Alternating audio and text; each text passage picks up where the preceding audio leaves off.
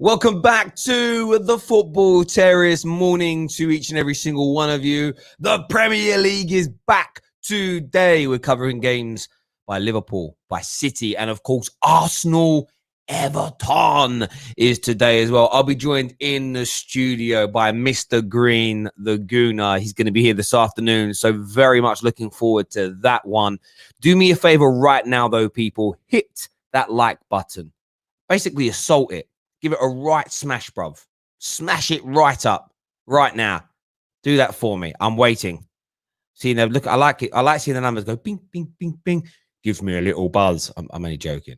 Oh, that gives me a little bit. It's nice. There we go. Keep hitting that button, people. We're here to talk Yves Bissouma this morning. A very credible journalist from the Man United team, Jonathan Schrager, who tweeted something last night that really tickled my pickle, and I wanted to get your views and opinions on this, saying that he's just spoken with Bissouma's representative, who has confirmed to him that there is significant interest in Yves from Manchester United. Amongst other teams, Arsenal were looking at him, Monaco, two La Liga teams as well.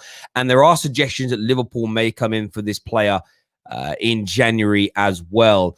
But it does appear that Man United have gone in heavy for him, looking at him to be, I don't want to say a replacement for Paul Pogba, because at the end of the day, that's a hard thing for anyone to do. But United are certainly looking at midfield options. We can't sort of get ourselves away from that. Man United are looking at midfield options and players that can come into that position because we know that play well, play badly. You know, whether Christmas comes early or not, that it's highly likely that Paul Pogba is going to leave. Bissouma's a player that's impressed me. I've seen him a number of times in a Brighton kit, and he's always looked good. 24 years of age. So he's of that ilk where he isn't a baby, he isn't a kid, he isn't overtly young. But he's in that kind of position where, you know, he's got a bit of experience, but he's still got youth on his side that you're going to get 6, 7, 8, 9 years out of him. But I want your views. I want your opinions. Man United heavily interested in Yves Bissouma. This has been confirmed by Michael Incho, who is the agent and representative of Yves Bissouma. So it's confirmed that Man United are looking at him as a January signing. What are your views and what are your opinions on him coming to Man United? You can call the show now. You can come on now. You can have your say. You can give us your opinions. I'm intrigued to know what you think. Interestingly, I'm quite happy with it.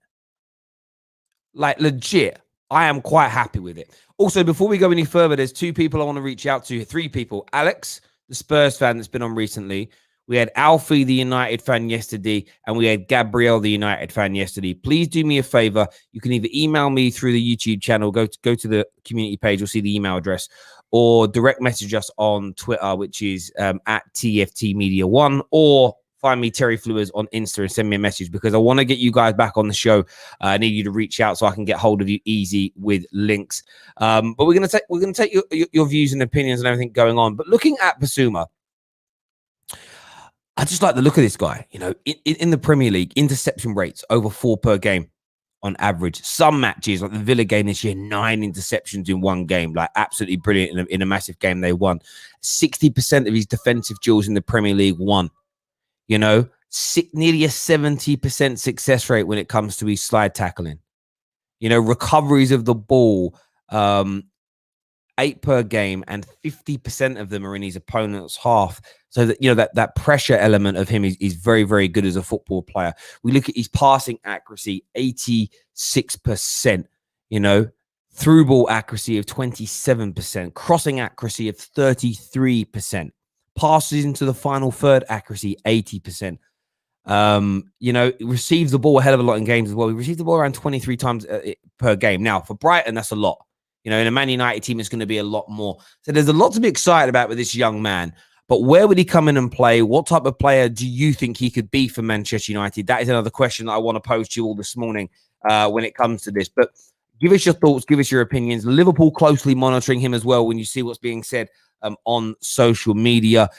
I want to know more about him, though. Some people are saying he's a CDM. Some saying he's just a central midfield player.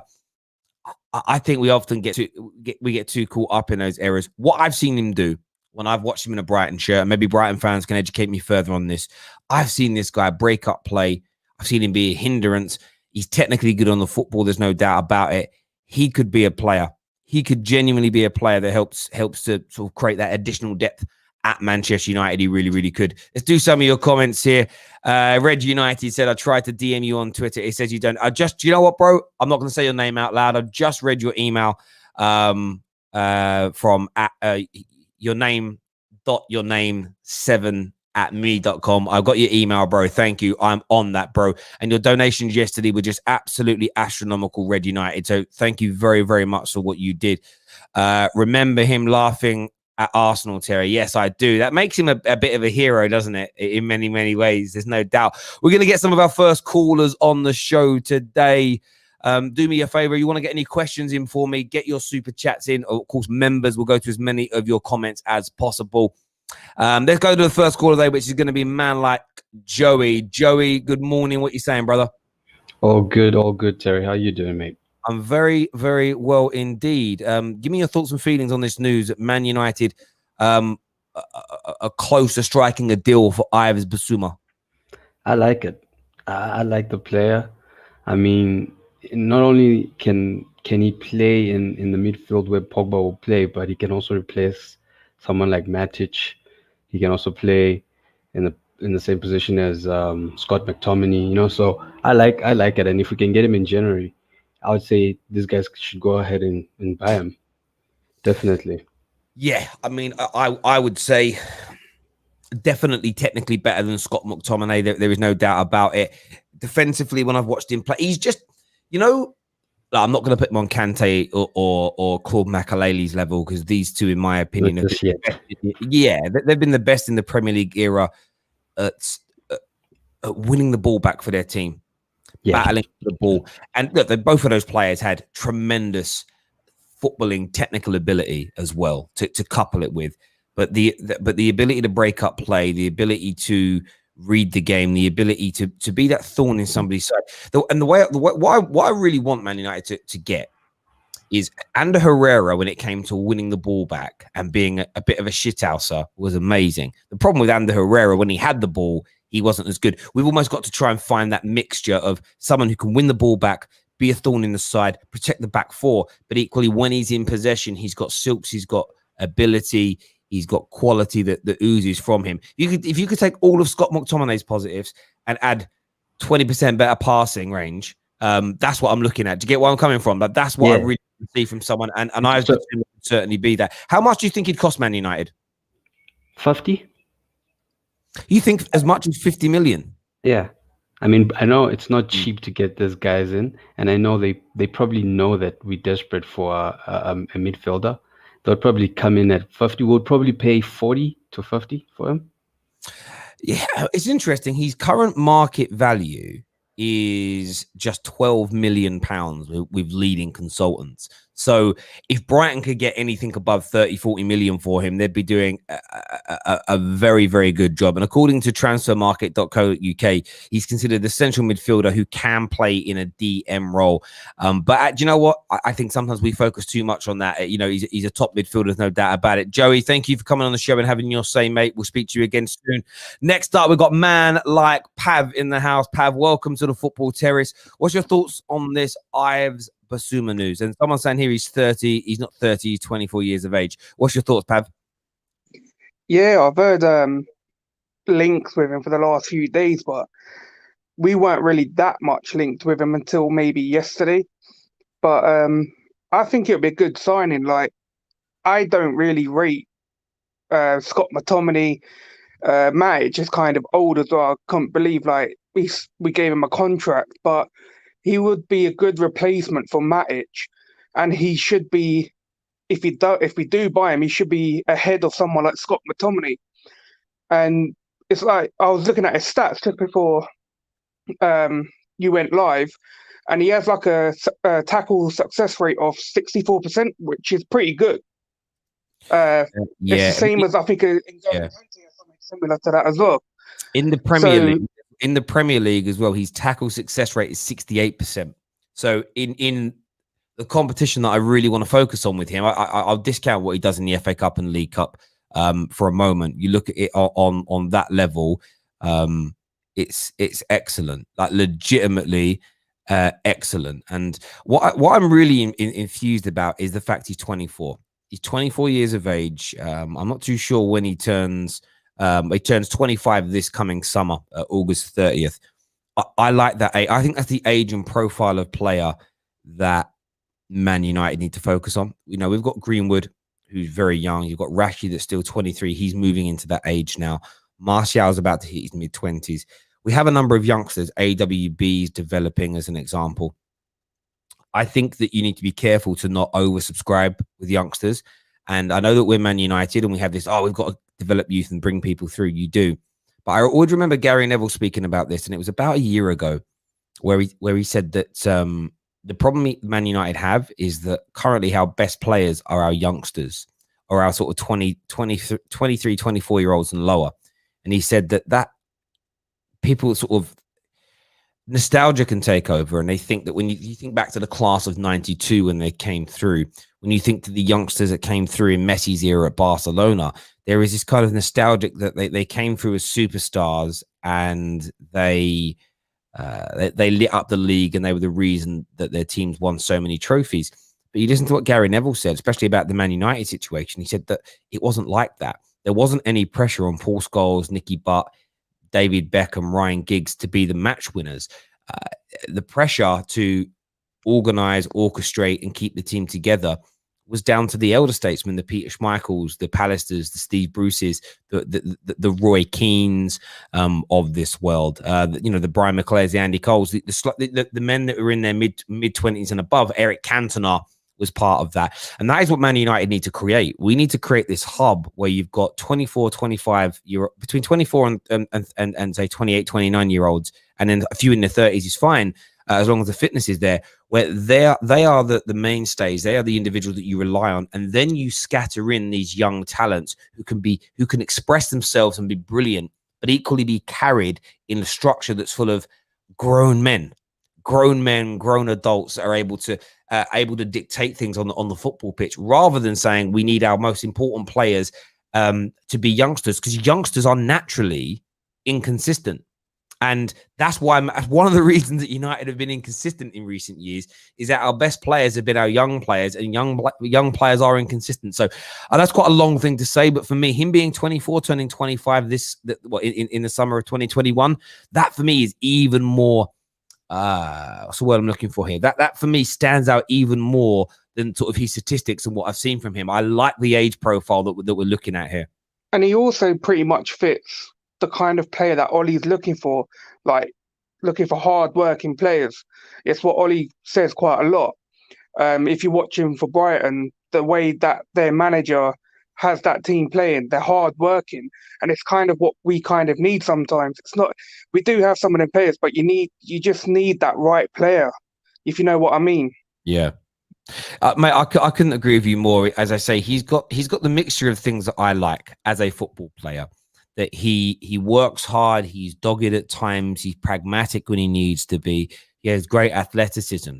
But when it comes to his technical ability, he's also very, very good. And I think for me, I remember seeing the reaction, I know myself, but of Man United fans when he was missing for our game against Brighton. I think he got a suspension, or maybe a little knock. There was a reason that he missed the Manchester United game. And I remember... Yeah, I remember. I even mentioned lucky that he wasn't playing. There was him and someone else who weren't playing, because they ended up with having Lallana playing as a centre mid and some other player. Yeah, but as I say, I just remember that the sort of the feeling of Man United fans when it was announced that he was missing the game was one of sort of joy almost. He was not in the squad for that game. That's right. And look, we scraped through that match. They played well without him. But whenever a player's missing from a team and you see the rivals go, oh, I'm happy that he's not playing. I think it tells you that there is some quality there. There's no doubt about it. Listen, Pav, thank you very much for coming on and all your support on the channel, mate. And we'll chat to you again soon, brother. In a bit, man.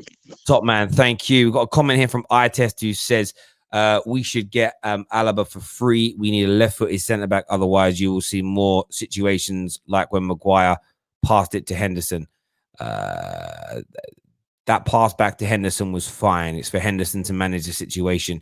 He wasn't under undue pressure. It was easy. He saw himself being pressed. He should have let the ball run past him and then cleared it. To blame that on Maguire shows a complete lack of football knowledge and pure agenda. It's as simple as that, eye test. But you want to come on, have your say, come have your say. Jack and the headbangers here says, morning, Terry. But is he coming at all? I was so gutted when Sancho didn't happen. Listen, do you know who's the most gutted now in the world about Sancho? The Sancho deal not happening? It's Dortmund. Are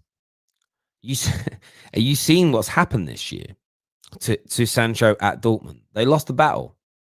They won the battle, sorry, but they're losing the war. Sancho is performing like trash at the moment, which young players go through inconsistent spells, but he's not happy at the football club. He didn't want to stay, and a deal couldn't be struck. He behaved impeccably well, and they didn't get the deal done. I think he feels disheartened. I think he feels disrespected. I think he feels like a deal could have been struck, but Dortmund were too stubborn. And now Dortmund are being punished for it. They're not getting the performances out of him that they want. His valuation is going to decrease because of his lack of performances. What was making Sancho so expensive is the fact that his outputs, look, his abilities is top of the tree, but his outputs were just sort of astronomical. But this season, he just isn't performing, and he's not performing at 20 years of age because he's not happy. And Dortmund have done this to themselves, and I'm really happy to see it. They should have let him go. It's as simple and as straightforward as that. Comment here says having a left-footed centre back means that goal doesn't happen. Lincoln, that's pure trash, bro. I don't know what channels you've been watching outside of the football terrace, but that is trash, bro. Because if it was a left-sided centre back, the guy would have just passed it with his left foot rather than his right foot, but they would have made that same pass. It was because of the goalkeeper. The goal.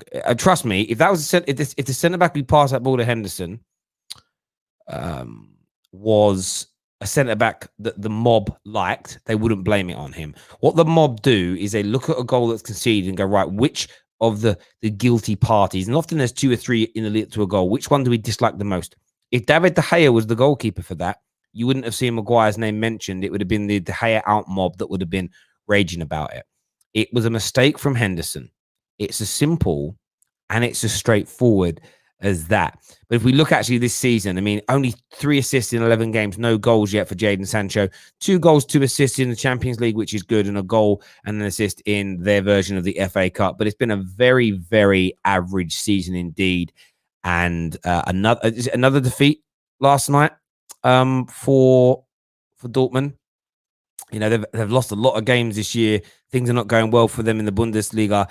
And I have to say, I'm laughing all the way to I'm laughing. And if I'm Man United, I'm laughing all the way to the bank. I mean, they still find themselves, where are they in the league, actually? They find themselves 4th, but they're already 6 points off the top. And everybody in front of them has a game in hand. Like Leipzig are sitting in 2nd place. If they win today, Leipzig and Munich are on 27 points. So they can push themselves 8 points in front today.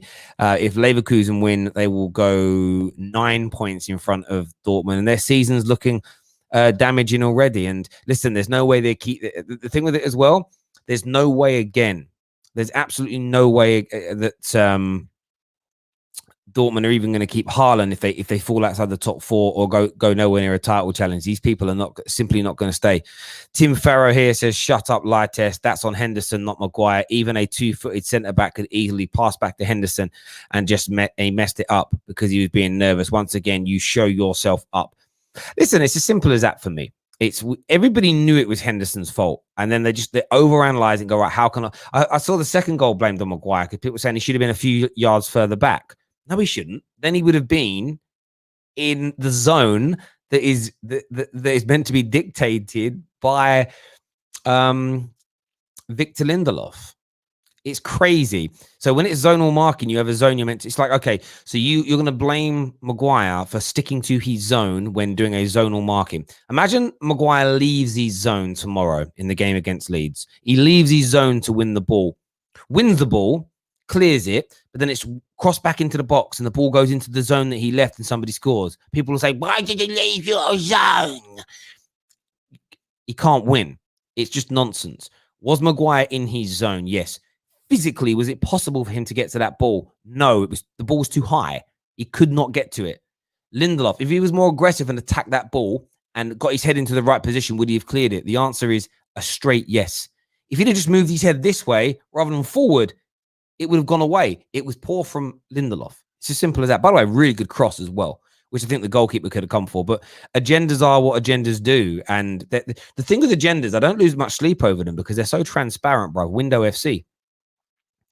A comment here says, good morning, Terry. Please stop spoil your channel with that awful LFC show. It's dead food. Listen, we don't do the pod. We didn't do the podcast this week. There hasn't been a lot of time, but these shows will continue to stay. There's no doubt about it. I want to take some more of your calls. We're going to have Dean LFC on the show next. Make sure you're smashing that like button, ladies and gentlemen. Dean, welcome to the show. What do you want to say, brother? Hey, Terry, thanks for having me back today, man. How are you doing? Not a problem at all. What's on your mind? Yeah, man. I think what you guys need to consider as Manu is your coach first. You know, does he have the system that fits Bissouma first? Because if you look at other coaches, they don't just bring in players because they're good or they're a finished product. I mean, you must have a system, and then you scout players that fits your system. So, in my opinion, right now, I don't think Solskjaer has a system.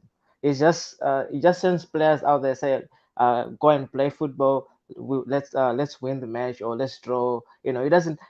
I mean, tactic wise, he still needs to improve his game as well. So if you look at other coaches like Mourinho, Klopp, you know, he knows exactly who fits the position that he's looking for. You know, I mean, do you understand what I'm saying? I understand where you're coming from. My only kind of challenge to you is, how do you know that Ollie doesn't work on structure and just said go out there and play? The reason I'm a challenge that is based on the Maguire conversation. We use zonal marking to defend corners.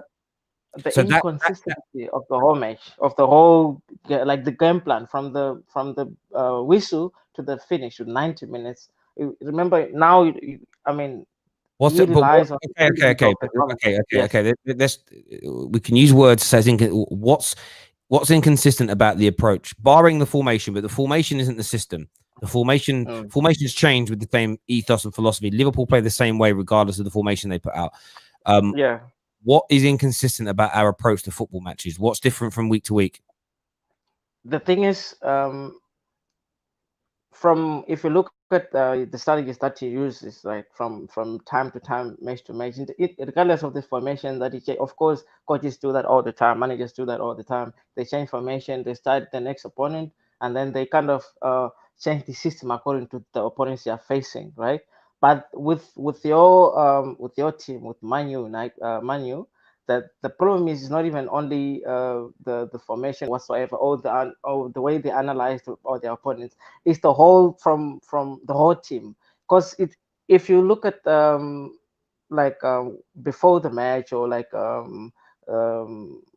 you know, this whole thing of people trying to say, okay, Solskjaer, is a good spirit, he supports his players and all that. Like, you know, even when I'm sorry to cut in, Dean. I'm so lost. I have no idea what you're saying. I mean, look, what I will say to you, Dean, what I will say to you is this: no manager in the Premier League, even Sam Allardyce, goes out there and just says to the players, look, you've done a lot of running and training this week, you're really fit, just go out there and play your game. They all work on systems, they all work on processes, they all work on formations, they all do attack versus defense, they all work on various formations, you know, because they might want to change during games. Some are better than it than others, there's no doubt, but I think when it comes to Ollie, there's always this hyperbolic, disingenuous overreaction that doesn't have a system, they don't work on anything. And I'm happy for people to say it's not great, it's not consistent. We could do with a better technical coach to run things. But the notion that it's just pure freestyle football, it's an exaggerated social media opinion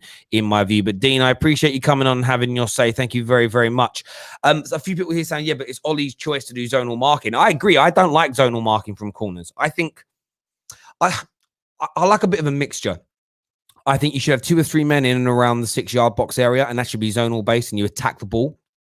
I still think you should have an element of man marking from corners. I think it's important, and sometimes we do that, sometimes we don't. But if it's zonal marking and you're in your zone and the ball's over your head, I remember when we conceded against Crystal Palace. Maybe we didn't even concede. I can't remember now. Might have been Palace where Maguire got in trouble because he was marking his own player. We conceded definitely in this. It might not have been Palace. And it was, I can't believe he was marking his own player. He's so bad. He's so bad. He's so bad. And it's like, okay. But the ball, we considered the goal because there was a flick on at the near post. And the goal being conceded had nothing to do with what Maguire was doing. Like, just nothing to do with him. It was irrelevant, but it was the focus point. And of course, there's going to be scrutiny on him because he's an £80 million player. But I just love hearing people try and twist every mistake into it being his fault. It's hilarious. We've seen it now for a long, long time. You know, we every little thing he does is over scrutinized. It's crazy. It really is. It really, really is. Someone here says, I love your objectivity. Lindelof could do nothing because he did not see the ball until it was too late. It was more of a reflex header. They are human beings and not computer game players. Do you know what, James Boateng? I understand that comment that you've just made, and that does make sense. That's the thing when you do zonal marking. He should be attacking that ball harder. He should be seeing it because it's coming down from the air. There's no one. I think he should be. And it's one of those things where, do I think them scoring that goal was like the worst, the biggest catastrophic defensive mistake I've seen from Lindelof or Maguire or anybody? No.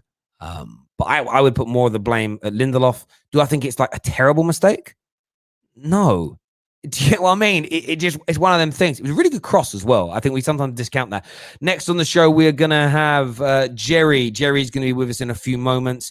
A comment here says, do you think we need a better stroke ex-player defensive coach? We have Ollie for attack, Carrick for midfield. Our players respond to that structure. Listen, I don't think about it. It doesn't need to be an ex-United player. If we could get some better coaching staff into the squad, Joshy, I think that would help massively. Jerry's now with us. Jerry, what do you want to say, brother? Yeah, Terry, how are you? Good? Can't hear you. Are you there? Yeah, there we go. Yeah, what do you want to say, brother? Hey, how are you doing? You good? I'm very well, brother. I'm very, very well indeed. Yeah, thanks for having me. Yeah, and I just want to say that people saying that Ollie's not good enough and he has no tactics. If he's not good enough, how did he bring us third last season? That's what doesn't make sense. And he deserves a chance to take us forward. I think he can take us forward, in my opinion. The reason it doesn't make sense to say he has no tactics is because it's a lie. It's an exaggeration and a disingenuous, intellectually dishonest thing to say. It's banterous. If you're going to banter it, it's banter. And the problem is that people, this is what you get. There's like big YouTubers that say like, if freestyle football, he's got no tactics. And then everyone just starts talking about it like that's fact, as opposed to, do you know what? His tactics could be better.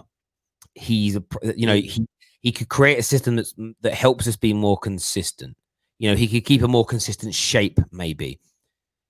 We had Culture Cam on here maybe like 2 or 3 months ago now, and we had the conversation, and where we agreed on quite a few things, but where we disagreed is where he came out with one of those statements of Ollie hasn't really improved Man United. This is factually incorrect. He hasn't. From where he took over, we have improved in numerous areas. We just broke the Premier League record for the most away wins ever on the bounce in the Premier League. Like that, you don't do that without tactics. You don't do that without a system. And by the way, we've done the last 6 of them by conceding first. So there is a system, there is a fight, there is a togetherness that exists. I remember Man United under LVG and Jose, and even in the early stages of Ollie, if we conceded first, we didn't win. Our win percentage after conceding first was something like 10% under those managers. It was astronomically low. That's improved. Now, I'm not saying that means that you unequivocally should support him. My point is, if you're having a serious conversation, to say he's dead food, to say he has nothing, there's no improvement, show me one thing he's done that's made us better, that's just a lie.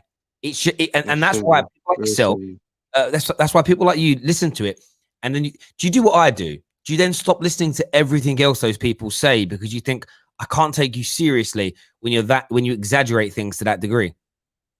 Yeah, I stopped like Said, for example. I stopped listening to him and rants because they took up to Rob. They think that if Poch comes in December, we're going to win the league. It doesn't work like that. No way an interim manager in the Premier League that ever comes in and won the league straight away. It doesn't work like that. That can be impossible. Well, not midway through a season. I think look, look, Exactly. rant. What I respect about Rants is that he's unyielding. Rants is very much like if Ollie wins the league this year, he still won't back Ollie. So I kind of respect the fact that I think Right. he goes, if Ollie won the Champions League and the Premier League and the World Cup, he still wouldn't think he's good enough. I Oh don't my God. agree with him, but I respect it because he's putting his opinion out there and saying I'm never backing this guy. It's the others that get to me. Like Itest is a great example. If Ollie went on a really good run and we won the league, you'd see him start to change his mind and say, well, actually he'd make up lies. Actually, he changed these 3 things and we started to play better. Ollie isn't going to change anything. Ollie is what Ollie is. I think Ollie is the middle of a road manager. I think he's good on the elite level. Can that win us a Premier League? I'm not convinced it can. I'm not convinced it will. Does he have zero tactics, zero coaching ability? No. And that's where I switch off and turn off from those conversations massively. On Yves Bissouma, good or bad signing for United? I don't know much about him. I haven't really seen him play, but I'm gonna watch him today. But is he a DM or like? It's central midfielder. He can play in the DM role. So that's where he is, yeah. But the thing is, like, where you gotta put him though? Will he be a starter because of Scott, because of McTominay and Fred, and Ollie lost McTominay so much.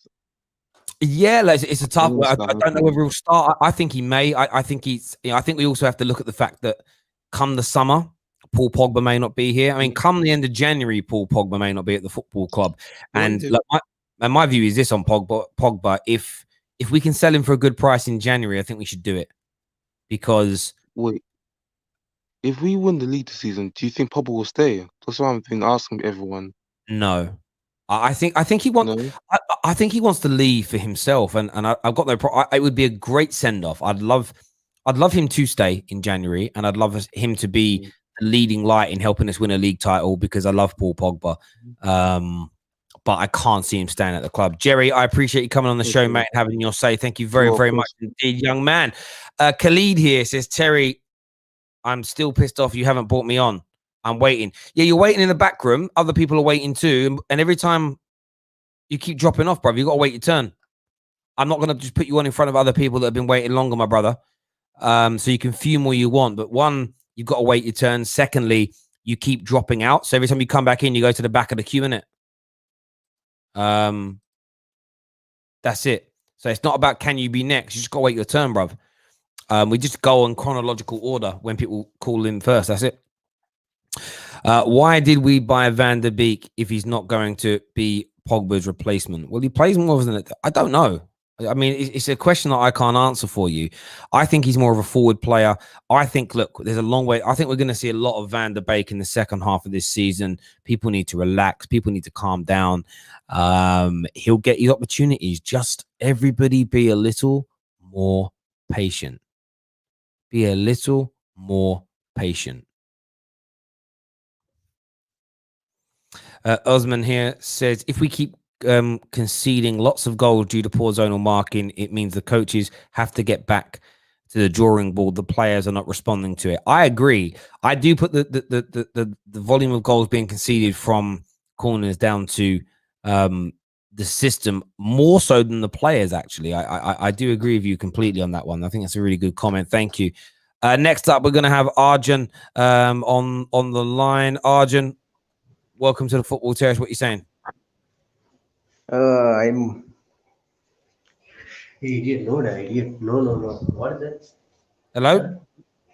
What is it? Huh?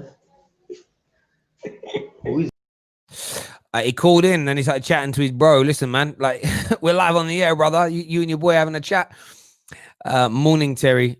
Do you think Liverpool should keep on playing Curtis Jones when Thiago is fit to play? Yes, because he's been excellent. And I think meritocracy is a very important way of picking teams. I think it's a very important way to behave, and I think it's a very important way to demonstrate to your squad that if you play well and you do all the right things, you're going to get opportunities here. So yeah, I think it's massively important. No doubt about that whatsoever. No doubt about it at all. Has to be done. Has to be done. Has to be done. As a Chelsea fan, if Solskjaer has got all his targets, Solskjaer over Ole over Guardiola this season, if he did get all these targets, listen, the league's an interesting one at the moment, and I was looking at it just the other day, and it's so intriguing, and I'm not like a lot of United fans. I'm not getting overly giddy. I'm not getting ahead of myself when it comes to title charge and all this stuff, because I've been burnt before. But we look at that league table today, and it's so interesting. Liverpool are going to play Palace. In my opinion, they're going to beat Palace. They're going to beat Palace comfortably, and go on to 31 points. You've got Tottenham versus Leicester. I think Tottenham are going to bounce back. They're going to go on to 28 points. Southampton are going to play City. That's today. I didn't realize they were playing Southampton. I'm going to go for a draw in that game. Southampton on 25 points. Leicester will stay on 24 because who they've got. Everton are going to beat Arsenal today.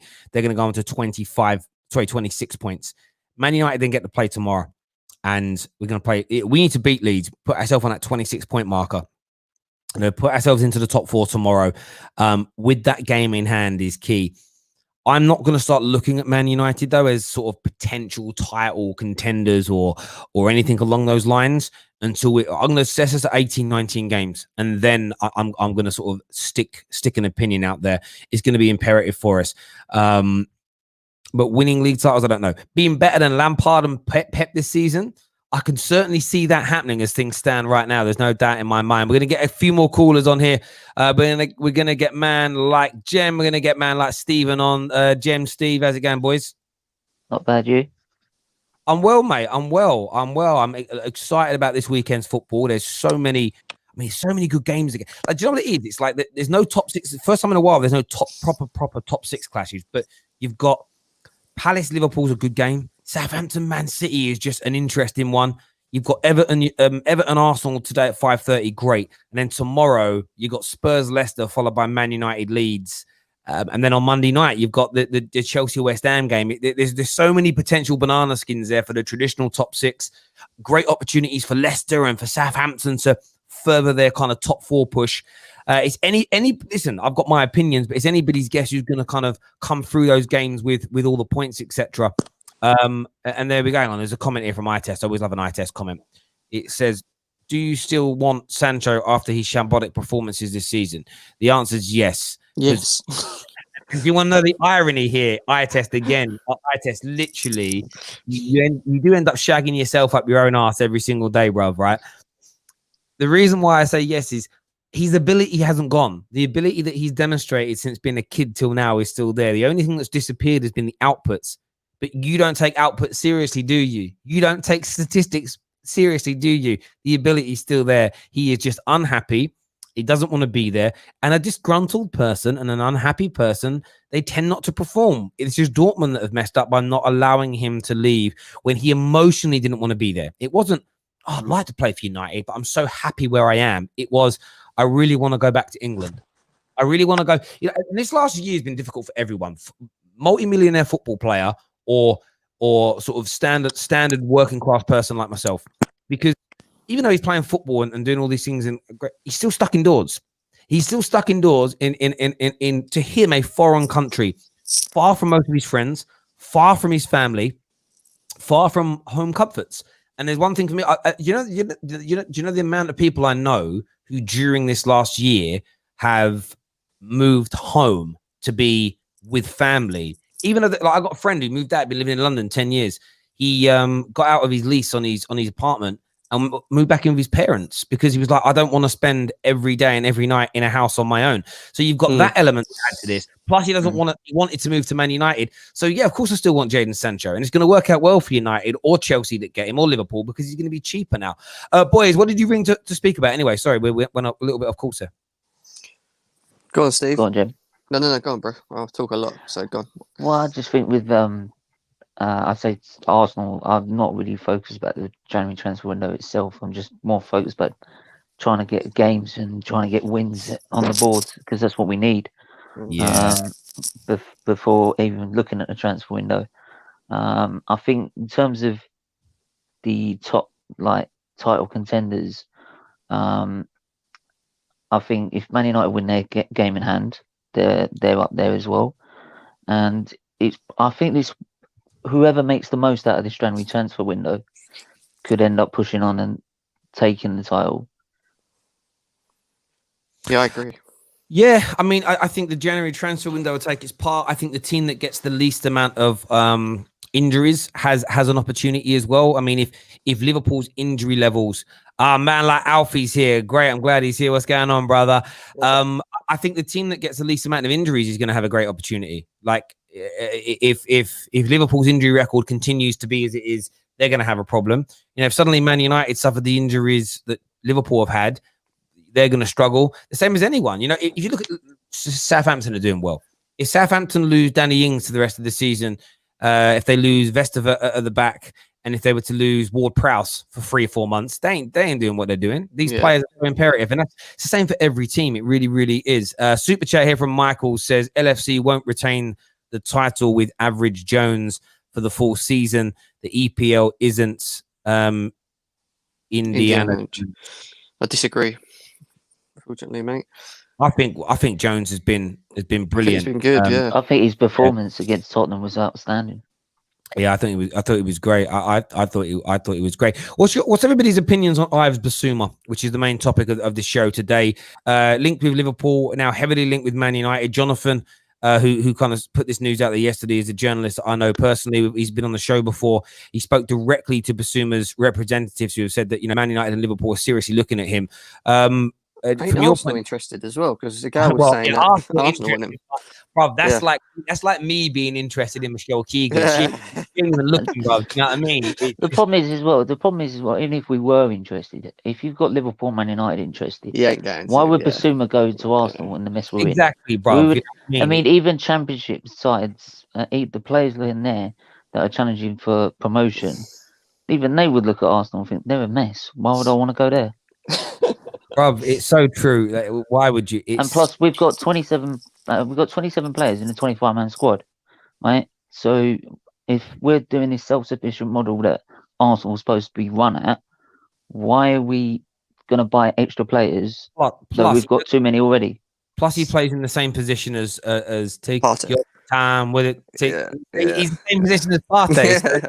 Can you imagine Partey? I'd spin that. Partey replaced him for 6 months. If Man United get him, if Man United do get him, I don't know whether he starts. I don't know if he automatically walks into that team. I think he's a good player from what I'm seeing. But can we really trust Ollie to play him straight? I don't think Ollie will go, right, Bissouma, you're in. I think it'd be hit between him, Fred, and McTominay, and depending on how they're playing in terms of when they get their opportunity, they'll get. I mean, that's the thing. They bought Danny van der Beek, and even he's struggling to get inside. Depends how much. Go on now. Yeah, sorry, Giza. That's all future planning, though. You don't win titles with just your 11 mans, and you don't build a dynasty, a successful long-term empire without having at least two starting 11s, like the Cities of like 2 years ago, 2 starting 11s that can win the title in one team. Do you know? Yeah. So he's building. If it is true, he's building something for a midfield partnership. Imagine, I'm thinking to myself on a Man United level, the Europa League, I want a separate at least 9 changes on a Europa League game to our Premier League team, because I don't want that Premier League team to shuffle. We've got enough back-to-back games as it. We can get No, I agree with that, and we spoke about this on yesterday's stream. If we get to that sort of February period and we're 4 or 5 points off top, we're well in the top 4. That's when I'm thinking. For me, it's a personal preference. It's like, do you know what? The Europa League is a secondary element. Let's keep Rashford and Bruno and Pogba. These guys all 100% for that Premier League, and you go for it. That's what I would want. We've added eye test to the stream. I have no idea what eye test is going to say. What's on your mind, Sunshine? Yes. So for me, I believe it's about time we get a CDM. I don't know too much about this guy from Brighton, but if he's good, I would bring him in because when you have a guy like Paul Pogba who can make these sorts of passes, we're wasting him playing him at CDM. And I think Not if playing we in get CDM. CDM, Stop. Just because he's on a double pivot, he's not double playing pivot. CDM. He's not playing CDM. Why do Okay, no people keep problem. making No this problem. lie up?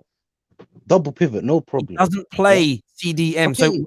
So okay, you bring in Bissouma, then whose position does Pogba take further up the field?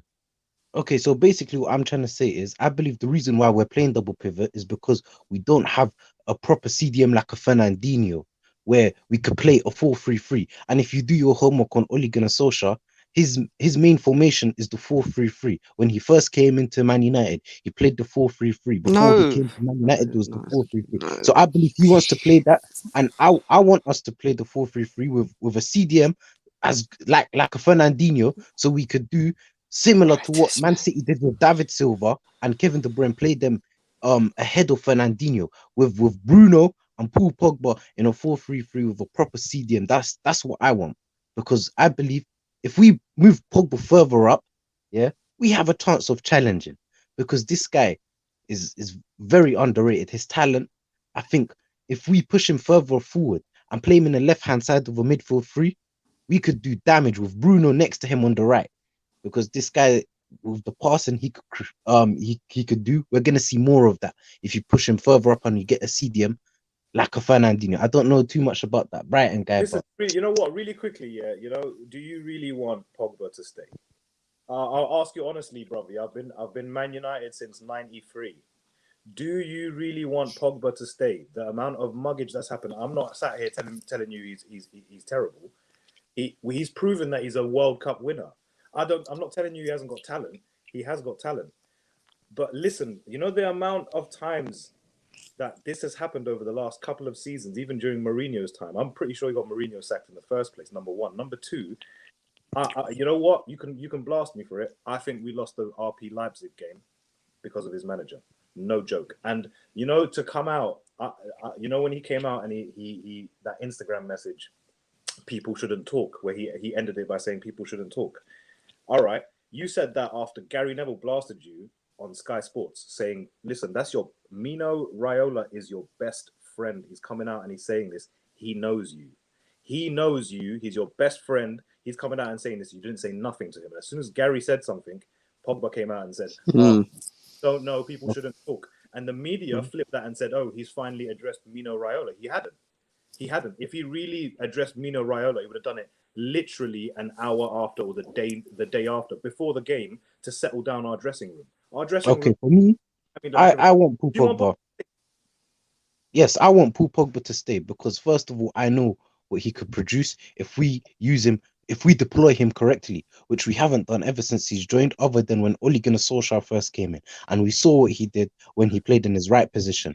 And I know that a lot of the stuff that he's done is unprofessional, but I believe I still believe he wants to succeed at Man United. I think he still wants to succeed at Man United, because Ole Gunnar Solskjaer said himself, he's a man. He came through the youth academy. He got his driving license in Manchester. I think the reason why he's unhappy is because of the way the club has been run and our ambitions. We still haven't bought a proper CDM to this day. Since he's been here, we've been calling for a CDM. We missed out on Fabinho.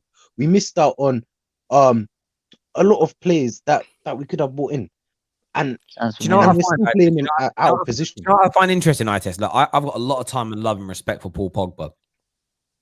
I think some of his fanboys, like yourself, are desperate for him to stay because you actually believe in the same thing I do deep down inside, that this football club, at its heart, is going to continue to be inconsistent and fail because we're run poorly by the Glazers.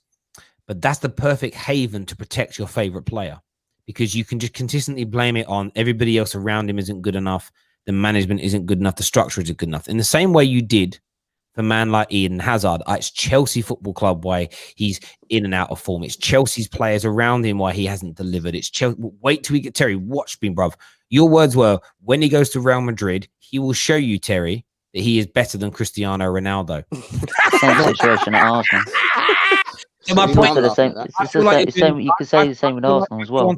One sec. I feel like you're doing the same thing with Paul Pogba. You want Paul Pogba to stay because you know in your heart of hearts that Man United are probably going to remain inconsistent.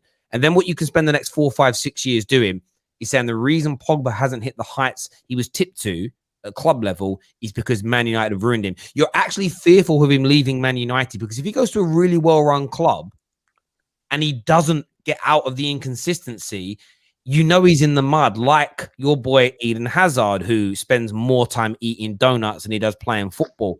And half his injury problems, in my opinion, are down to his own lack of discipline as a football player, being overweight, eating the wrong food. That leads to more injuries. Do the science on it. So for me, I love Pogba. I want him to stay because I want him to prove himself as a Manchester United player. I think I test It makes you think. Ulterior motives. I test. It makes you think with these people that support these one particular players. And I mean, I grew up watching Henry, and I loved Henry to death. But in the end, I'm an Arsenal fan, right? And no player's bigger than the club, no matter what, right? In the end, that Henry's going to go, and I'm going to still support Arsenal. And it's one of those. Do you support Man United? He doesn't. Or do you support Paul Pogba? Yeah, I've been here before Paul Pogba, and I'll be here after Paul Pogba. I just know the talent he has, and I know we could do dangerous stuff if we just get a CDM like a Fabinho who could just hold the line.